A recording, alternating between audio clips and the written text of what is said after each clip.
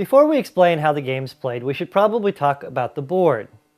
At first glance, it looks like a typical pizza, complete with delivery box, crust, individual slices, and toppings. But the board also represents the universe, and each slice of the pizza represents a different galaxy that's a part of the game. Solar Slice is played over the course of 4 rounds, and each round consists of 4 phases. Prior to the first phase, players will be dealt 10 cards from the 60-card delivery deck. This deck consists of cards that are numbered 1 to 10 and have all 6 colors that correspond with the different galaxies listed on the board. You'll notice that there are symbols that are on these cards. These are also present on the board. The reason I've done this is that I know sometimes people who struggle with color blindness have difficulty playing games like this, so I wanted to make the process as easy as possible for these people to play the game. After players have had a chance to look at their cards, the first phase of the game is going to begin, and that's the launch phase.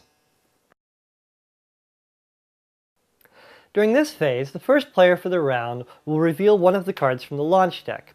This card is going to tell us 3 things. First, it's going to establish the values for each of the galaxies on the board. Typically speaking, the 3 players who advance the farthest in each galaxy will receive the corresponding points listed on the card. The second thing that it does is it establishes Galaxy Prime, or the trump. In this case, that's red. The third thing that it's going to do is establish the Sabotage Galaxy, in this case green. The Galaxy Prime and Sabotage Galaxy will always be on opposite sides of the board from each other. Also, the 3 most valuable galaxies for the round, in this case red, blue, and purple, will always be on the same side of the board, whereas the least valuable galaxies will always be on the opposite side of the board. At this point, players will use the planet Earth wheel and point the spaceship towards Galaxy Prime. This is just a visual representation of which galaxy is the most valuable galaxy for the particular round. The second phase of the game is the marketing phase, and this is where players get a chance to deploy one of their marketing rings once per round. Players can place these marketing rings wherever they choose, although typically these are placed in one of the 3 most valuable galaxies.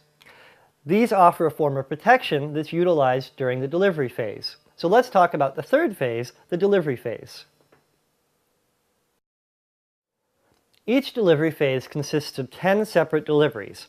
That is 1 delivery for each of the 10 cards you were dealt at the beginning of the round.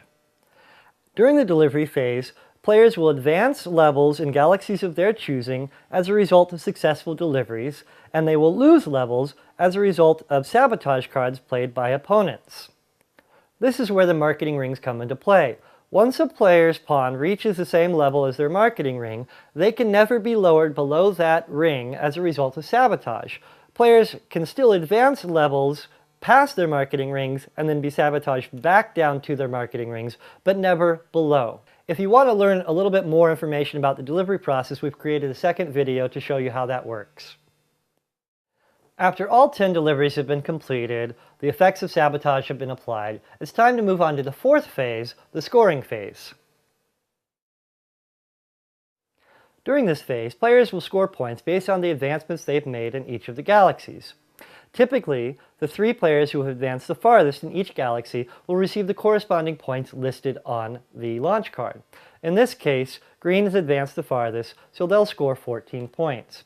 Red, second, so they'll score 12 points, and white's third, so they'll score 10 points.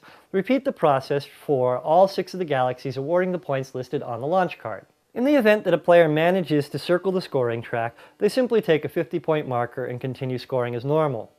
At the end of the scoring round, all of the delivery cards are gathered back up and shuffled to be dealt out at the beginning of the next round. Any pieces that are on the board remain there for the duration of the game. Players can advance pawns that are already on the board or can place new pawns in different galaxies. After 4 rounds, the player who has advanced the farthest on the scoring track wins the game.